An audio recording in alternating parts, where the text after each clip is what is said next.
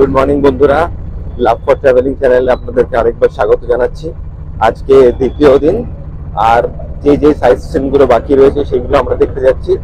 যেমন রনকিনী মন্দির, জাদুঘোড়াতে, তারপরে যাবো রাতমোহনাতে, তারপরে আমরা যাব হচ্ছে বিভূতিভূষণ এর বসস্থান, আর রামকৃষ্ণ মঠ, আরো অনেক কিছু। তো সঙ্গে থাকবেন, আর খুব তাড়াতাড়ি আমি ব্লগটা ছেড়ে দেব। তো আশা করি আপনাদের ভালো লাগবে। আর যদি কোনো কোয়েশ্চেন থাকে প্লিজ আমাকে কমেন্টের মধ্যে অবশ্যই জানাবেন। And thank you so much for subscribing the channel love for travelling. তো প্রথমে আমরা চলে এসেছি রামকৃষ্ণ মঠে। এই যে অনুপদা আমাদেরকে নিয়ে এসেছে দ্বিতীয় দিনে। নমস্কার। তো আশা করি কালকে আপনাদের ভিডিওগুলো খুব ভালো লেগেছে। অনুপদাকে অনেক অসংখ্য ধন্যবাদ, উনি অনেক ফটো শেয়ার করেছেন। তো চলুন আজকে আমাদের প্রথম স্থান রামকৃষ্ণ মঠে আমরা ঢুকে যাই। আপনারাও এনজয় করুন আমার সাথে, দেখতে থাকুন লাভ ফর ট্রাভেলিং চ্যানেল।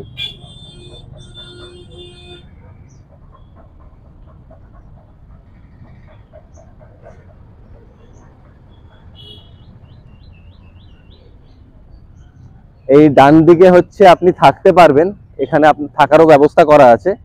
তো তার জন্য আপনাকে আগাম মেল করে বুকিং করতে হবে। আপনি দিনের দিন পাওয়াটা একটু মানে চাপ হতে পারে, তাই জন্য একটু আগে থেকে মেল করে জানিয়ে দিলে বেটার হবে।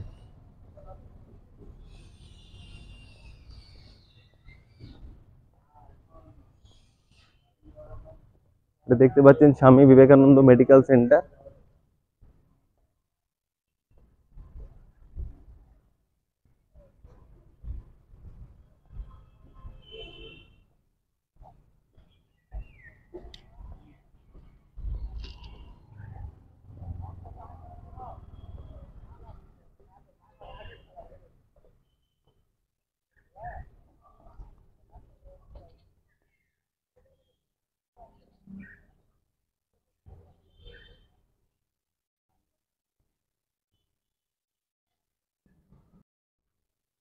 তো দেখতে পাচ্ছেন শ্রী রামকৃষ্ণ পরমহংসদেব এর মূর্তি এখানে স্থাপন করা হয়েছে। শ্রী শ্রী রামকৃষ্ণ পরমহংসদেবের মূর্তি এখানে স্থাপন করা হয়েছে। রামকৃষ্ণ মঠ, অবশ্যই আসবেন।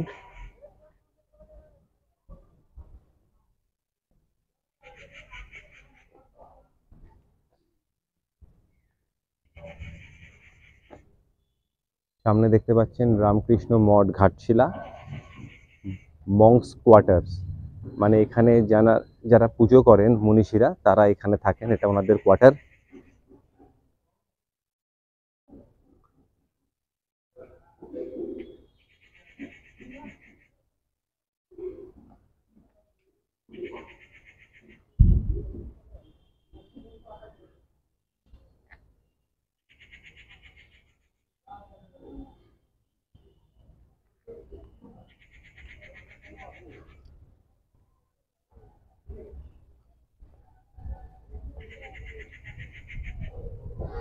পাশে ফুলের বাগান সুন্দরভাবে সাজানো রয়েছে, ভেতরটা খুবই পরিষ্কার পরিচ্ছন্ন।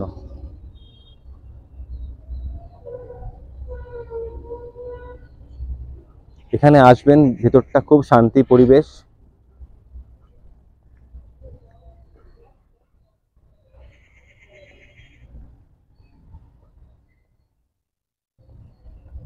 এখানে দেখতে পাচ্ছেন বাদিকে কৃপালয়া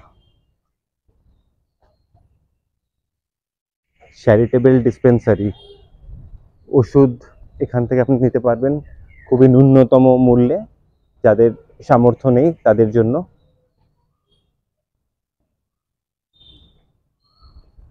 চিকিৎসা কেন্দ্র, চ্যারিটেবল ডিসপেন্সারি আর স্বামী বিবেকানন্দ মেডিকেল সেন্টার। আর যেমনটি বললাম বাঁদিকে রয়েছে স্বামী বিবেকানন্দ ভবন, এটি হচ্ছে আপনারা এখানে এসে থাকতে পারেন। ঘাটশিলা ট্যুরের একদিন আপনি এখানেও থাকতে পারেন, কিন্তু যেরকম বললাম অগ্রিম বুকিং করে আসতে হবে।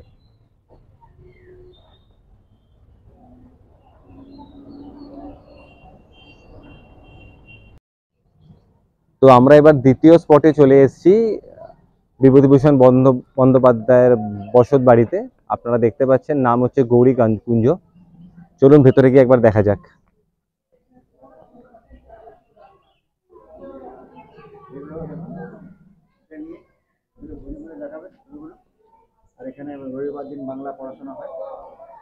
আর সামনে দেখতে পাচ্ছেন আপনারা তারাদাস মঞ্চ অপুর পাঠশালা। তো এইখানে পড়াশোনা করানো হয় প্রতি রবিবার। আজকে যেহেতু রবিবার, তো আজকে ক্লাস চলছে, বাচ্চাদেরকে পড়ানো হয়, এখানে বাংলা শেখানো হয়।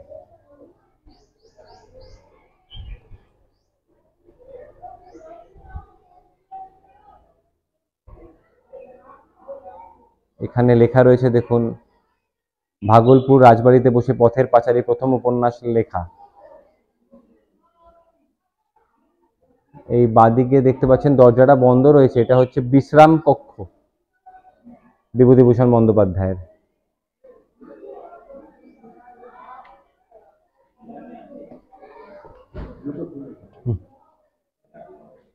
আর এদিকে দেখতে পাচ্ছেন লেখা রয়েছে, একটা ছবি রয়েছে, লেখা রয়েছে অপুর পথ দিয়ে হাঁটা পথে গৌরীকুঞ্জ প্রবেশ। তো তালা দেওয়া রয়েছে বলে আর গেলাম না। এইখানে ঢুকেই আপনি ডান দিকে অনেক দেওয়ালে অনেক চিত্র দেখবেন আঁকা রয়েছে, তার বিবরণ লেখা রয়েছে এখানে, দেখে নিন। পাশে আরেকটা চিত্র আঁকা রয়েছে দেওয়ালে, তারও বর্ণনা এখানে দেওয়া রয়েছে।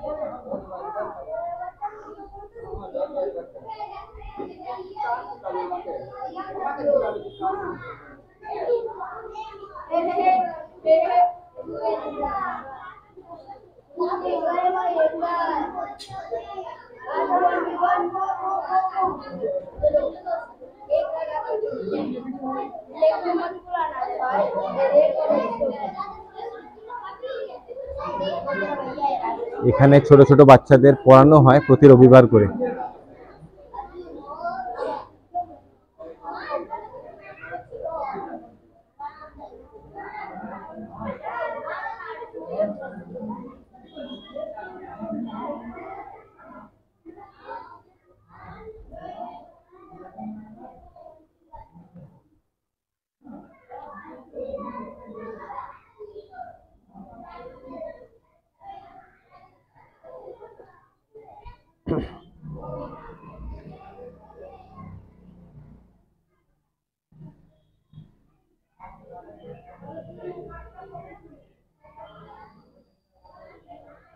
বিভূতিভূষণ বন্দ্যোপাধ্যায়ের একমাত্র ছেলে তারাদাস বন্দ্যোপাধ্যায় জন্মগ্রহণ করেন 1947 সালে অক্টোবর মাসে।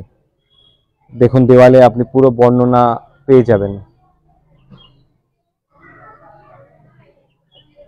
এখানে আরেকটি চিত্র ধরা রয়েছে, তো এখানে বলা রয়েছে অপুর পথের নিকটস্থ সাইরিং পিলারে বসে ছেলে তারাদাসকে নিয়ে রেলগাড়ি দেখা।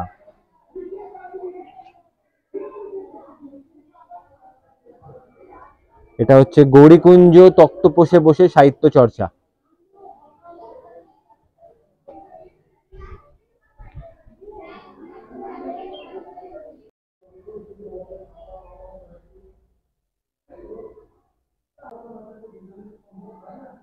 লেখকের ব্যবহৃত পোশাক, আর ছোট্ট শেলফের ভেতরে বিভিন্ন রচনাবলী বই রয়েছে।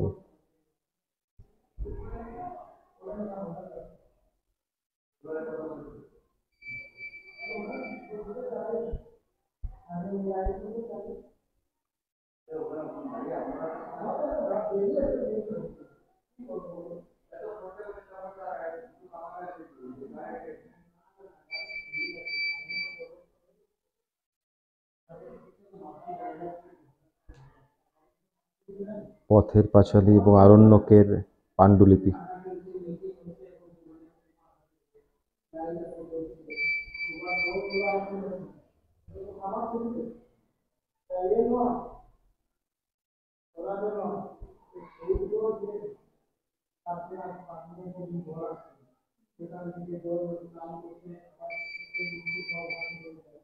আমি আবার ভিডিওটা অন করলাম।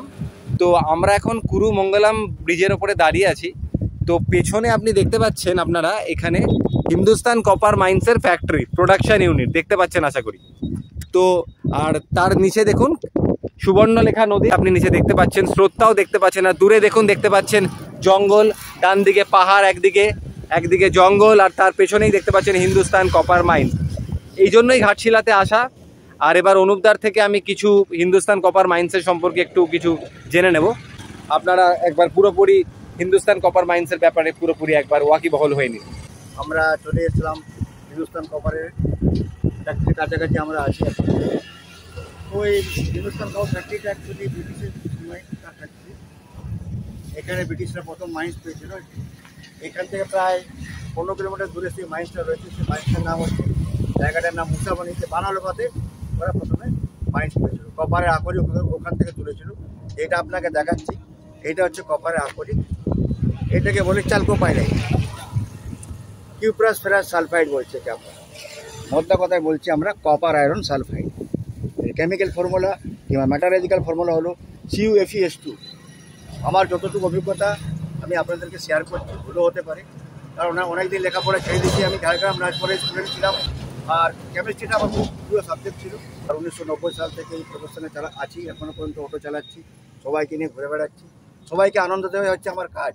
ঘাটশিলার যাবতীয় টুরিস্ট স্পট যেগুলো রয়েছে সেগুলোকে ঘুরে ঘুরে দেখানো হচ্ছে আমার কাজ। আপনারা আসুন ঘাটশিলায়, খুব শান্তিপ্রিয় জায়গা।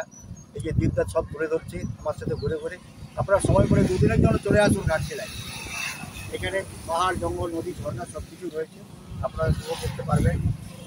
আর এটা কীভাবে প্রসেসিং হচ্ছে সেটা আপনাকে আমি যদি বলেন তা জানাতে পারি একটুখানি। তো এটাকে বলছে চালকোপাইরাইট। প্রথম ব্রিটিশরা পেয়েছিল এখান থেকে 18 কিলোমিটার দূরে। এটা প্রথমে গুঁড়ো করা হয়, গুঁড়ো করার পর এটাকে কনসেন্ট্রেট কপারটা নেবে ওরা। এর মধ্যে অনেকগুলো ধাতু রয়েছে, copper, selenium, tellurium, nickel, gold, sulphur, iron.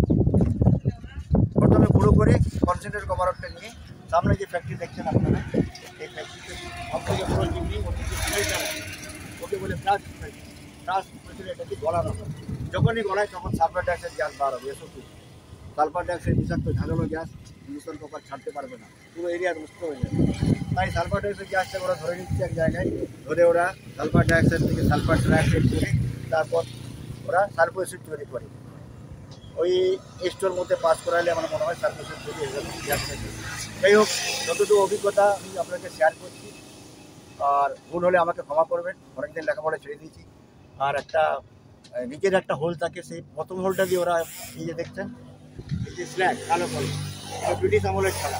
এই স্ল্যাগের মধ্যে এখনও কপারের কিছু অংশ আছে, সেটা আপনাকে আমি দেখাতে পারি। এই দ্বীপটা দেখুন, এই যে কপার, এখানে এটা স্ল্যাগের মধ্যে কপার রয়েছে, কিছু পরিমাণ কপার বেরিয়ে এসেছে ময়লার সাথে, ঠিক আছে। স্ল্যাগটাকে একটা হোল দিয়ে ছাড়বে, অন্য হোলটা দিয়ে ম্যাটটাকে ছাড়বে। ম্যাটটাকে নিয়ে প্রথমে কাস্টিং করা হবে, ওটাকে ছাঁচে ফেলার পর ঠান্ডা করে প্রথমে অ্যানোড তৈরি করবে। ওই অ্যানোডটাকে নিয়ে চলে এলো সালফুরিক মধ্যে ডুবানো হবে।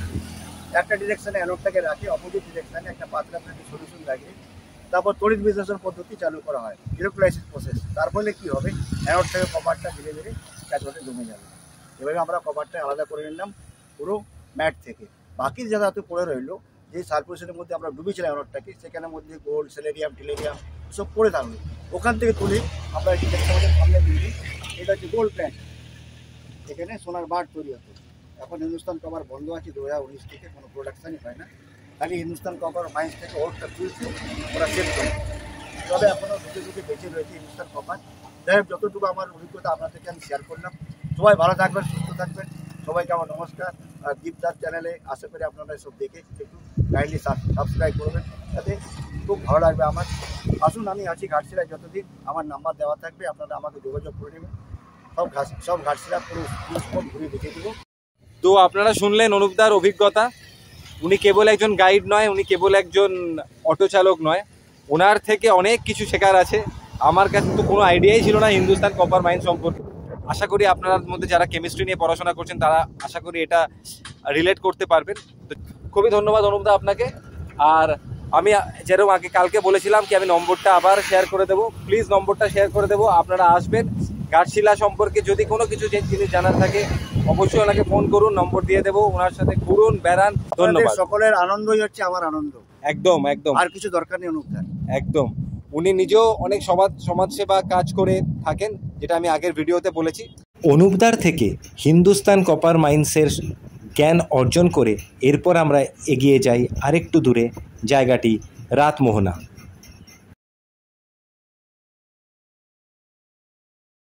এই জায়গাটির এখন নাম হয় রাতমোহনা রিভার সাইড, কিন্তু ঔপন্যাসিক বিভূতিভূষণ বন্দ্যোপাধ্যায় এই জায়গাটির নাম দেয় রাতমোহনা চর।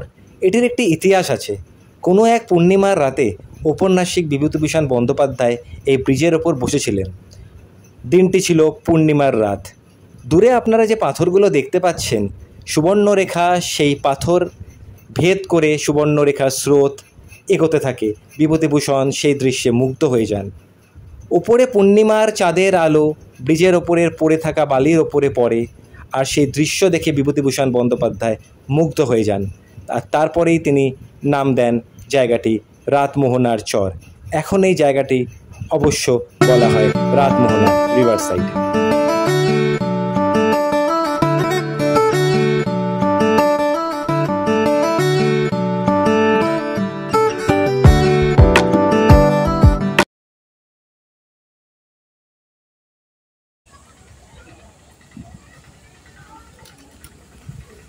তো এখানে আমরা চলে এসেছি জাদুগোড়া রঙ্কিনী মাতার মন্দিরে। 1950 সালে নির্মিত হয় এই মন্দিরটি। বিশ্বাস করা হয় কোনো এক আদিবাসী বালিকা রঙ্কিনী দেবীর রূপে ধারণ করেন ও এক শত্রুর বিনাশ করেন। এটি দেখেছিলেন কোনো এক আদিবাসী। সেই রাত্রেই সেই আদিবাসীর স্বপ্নে সেই রঙ্কিনী মাতা আসেন ও তাকে আদেশ করা হয় রঙ্কিনী মাতার মন্দির জাদুগোড়ায় নির্মাণ করবার জন্য।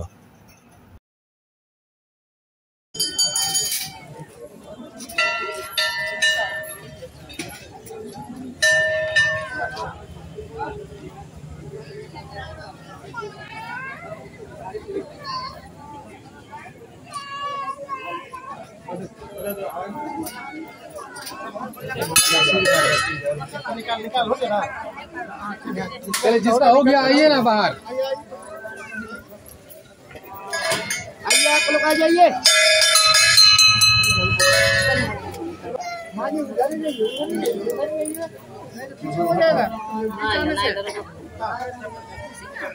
এরপরে আমি পৌঁছে যাই গালুডি ব্যারেজ দেখার উদ্দেশ্যে। দেখতেই পাচ্ছেন গালুডি ব্যারেজটা, আর এই যে নদীটা আপনি দেখছেন এটা সুবর্ণরেখা।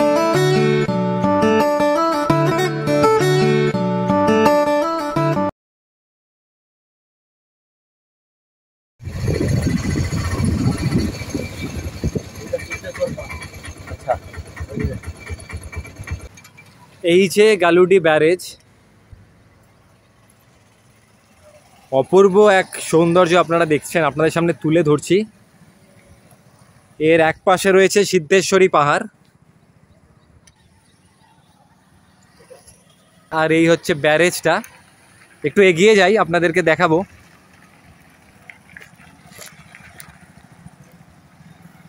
ঘাটশিলা বরাবরই শুনেছিলাম খুব সুন্দর, তো এর মধ্যে গালুডি ব্যারেজও আপনারা দেখতে পাচ্ছেন অনেকে দাঁড়িয়ে ছবি তুলছে।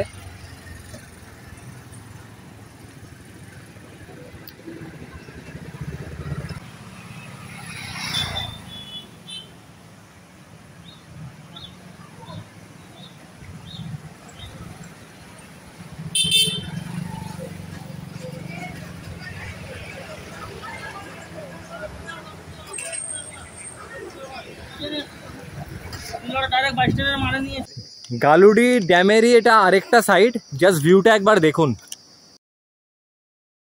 যে লক গেট বুঝতেই পারছেন, আমরা তখন ওইদিকে দাঁড়িয়েছিলাম, এবার এই দিকটাতে এলাম, জাস্ট ভিউটা দেখুন। সেই দিনকার মতো ঘাটশিলা সফর শেষ হয়, আর আমি রওনা দিই কলকাতার উদ্দেশ্যে। কথা দেওয়া অনুযায়ী অনুপদার কিছু সমাজসেবা কাজ আপনাদের সামনে তুলে রাখলাম।